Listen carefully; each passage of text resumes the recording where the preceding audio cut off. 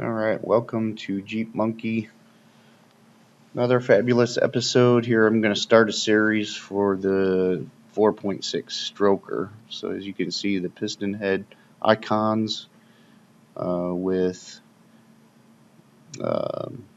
piston rods that are from Scat. So two very awesome products in there, and they look beautiful. And I almost hated putting them in the engine where you're not going to see them, but anyways, those are great. I got new bearings. Can't remember. I want to say Clevite. No, not Clevite, but upgraded bearings. Hastings piston rings. And over here I'm going to show you it's a 4.2 liter crankshaft. Pro Comp camshaft there. And then, yeah, I spent the money on the Edelbrock cylinder head. Oh man, that's probably the most expensive piece out of this whole engine.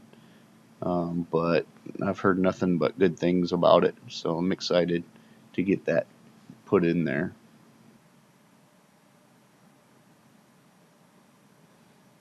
Alright, so over here I got soak in oil, the lifters, and then the Harlan Sharp roller rockers, which I'm excited about those. Those are beautiful too, and I hated covering those up as well.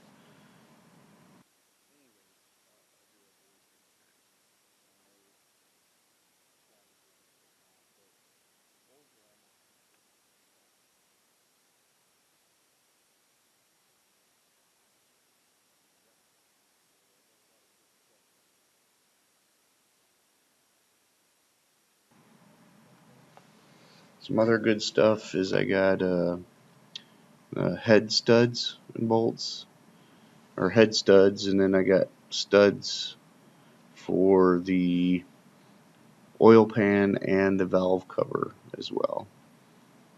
And then I'm taking you over, I got a Moroso uh, oil pan.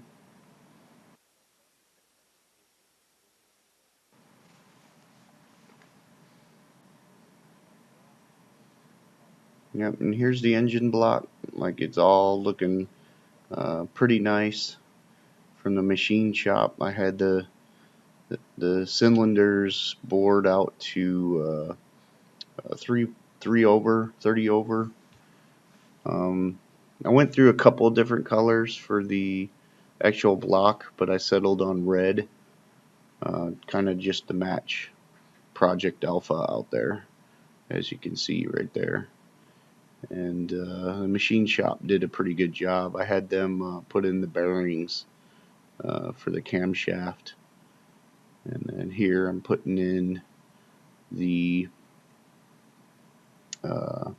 bearings for the crankshaft. And the main thing, I got the engine upside down right now. Main thing, and my fat ass is getting in the way, sorry about that. But there's two halves to the bearing, obviously.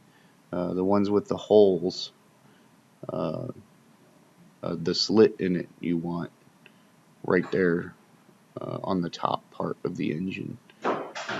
And you just, you know, match it tang to tang. It's kind of hard to screw it up, really. Because if you notice on the engine block, there's holes right where the hole for the bearing is at as well. And that's just so the oil can get in there and lube up that bearing as it's running. Here I screwed up on the number 3 right there. And you can see me counting. That one is a different kind of bearing, and it's kind of got like a flange on it right there. And the block has kind of a groove for it to fit in nice right there. But as far as the other ones, they should all be the same. That's the only different one.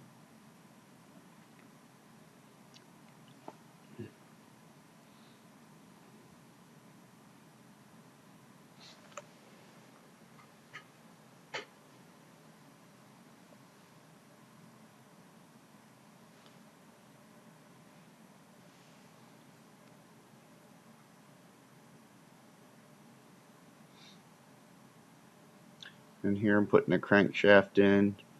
You want to put it in dry to do the gauge test on it. Try to move it around as little as possible. At first it didn't really want to slide in, but you don't want to turn it too much once you get it into the slots. And here, this is the upper part. Just make sure you use the bolts properly in the same spots that they came from. You don't want any differences or issues with that.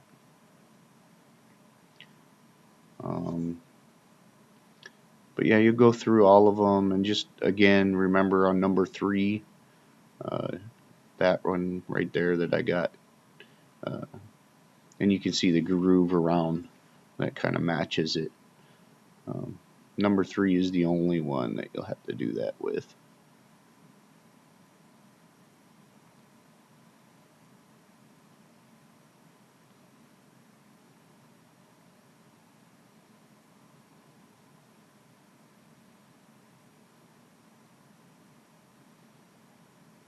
Alright, and then here you see I'm kind of measuring it out.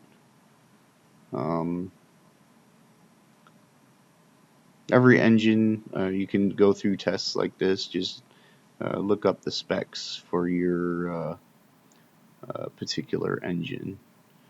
And again, it'll be dry, no oil. Put them on each thing, the 1 through 7. And then you'll do it in the 3 increments on this particular one. I can't remember exactly the 3 different increments, but just look it up in your manual and then tighten them down to spec. Now, thanks for watching, and I'll see you guys on the next video.